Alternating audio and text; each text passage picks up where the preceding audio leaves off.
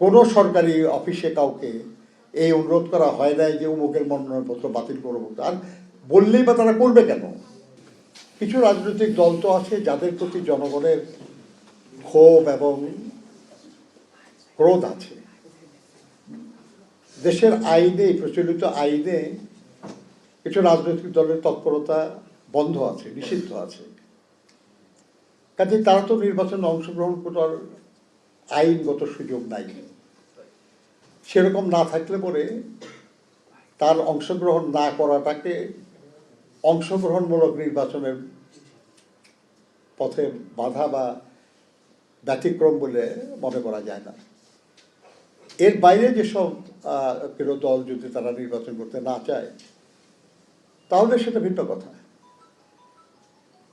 তো আমরা মনে করি যেটা সেটা হলো যে এই মুহূর্তে অবাধ সুষ্ঠু নির্বাচন অনুষ্ঠানের যে আয়োজন হয়েছে সেখানে যাদের রাজনৈতিক তৎপরতার উপর কোনো বিধিনিষেধ নাই তাদের কারণে নির্বাচনে অংশগ্রহণ করার উপর কোনো বাধা নাই। এখন এটা তাদের সিদ্ধান্তের প্রশ্ন। যদি বাধা হতো তাহলে আমরা বলতে পারতাম যে নির্বাচনে কিছু দলকে বাইরে রেখে করার চেষ্টা চলছে। বাধা না থাকার কারণে এই কথাটা আমরা বলতে পারছি না। এখন কোনো দল যদি স্বেচ্ছায় বলে যে আমি করবো না নির্বাচনে অংশগ্রহণ, সেটা তো কারো কিছু বলার সুযোগ নাই সেখানে আর কি। কাজে সেই জন্য আপনার কাছে বলছি যে অভিযোগটা যদি স্পষ্ট এবং স্পেসিফিক হয় তাহলে তার জবাব দেওয়ার চেষ্টা করা যেতে পারে। ধন্যবাদ।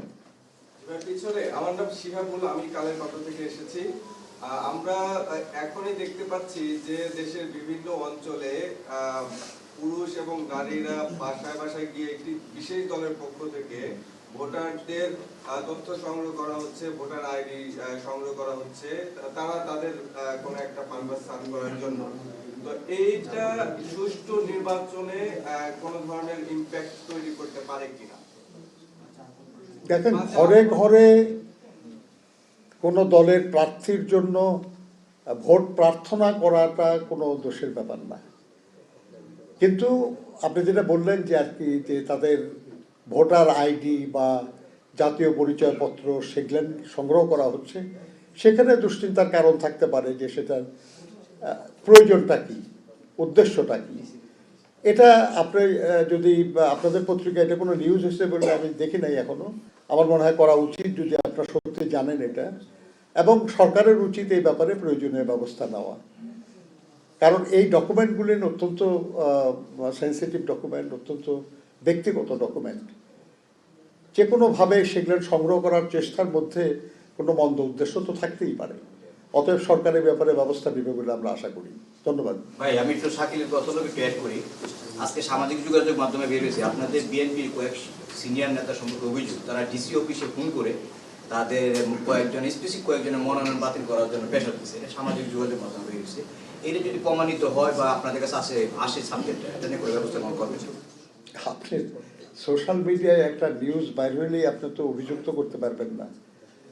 সোশ্যাল মিডিয়ায় যা বের হয়েছে সেটা সত্য কিনা এটা দেখারও দায়িত্ব আপনাদের। যদি সত্য এরকম হয়ে থাকে আপনারা জানেন, আমরা ব্যবস্থা নেব। আমি যতটুকু জানি যে বিএনপির পক্ষ থেকে কোথাও কোনো সরকারি অফিসে কাউকে এই অনুরোধ করা হয় নাই যে অমুকের মনোনয়নপত্র বাতিল করবো। আর বললেই বা তারা করবে কেন? তাদেরও তো করার কথা না। এটা তারা তো সরকারি কর্মকর্তা, তারা তো কোনো আমার দলের কর্মী না তারা। কাজেই প্রথম পয়েন্ট যেটা সেটা হলো, সোশ্যাল মিডিয়ায় কেউ একজন লিখেছে, ওটা নিয়ে কাউকে অভিযুক্ত করা বোধহয় সঙ্গত না। বরঞ্চ উচিত আপনাদের যে তদন্ত করা, খোঁজ নেওয়া যে যা হয়েছে, যেটা বলা হয়েছে সেখানে এটা সঠিক কিনা।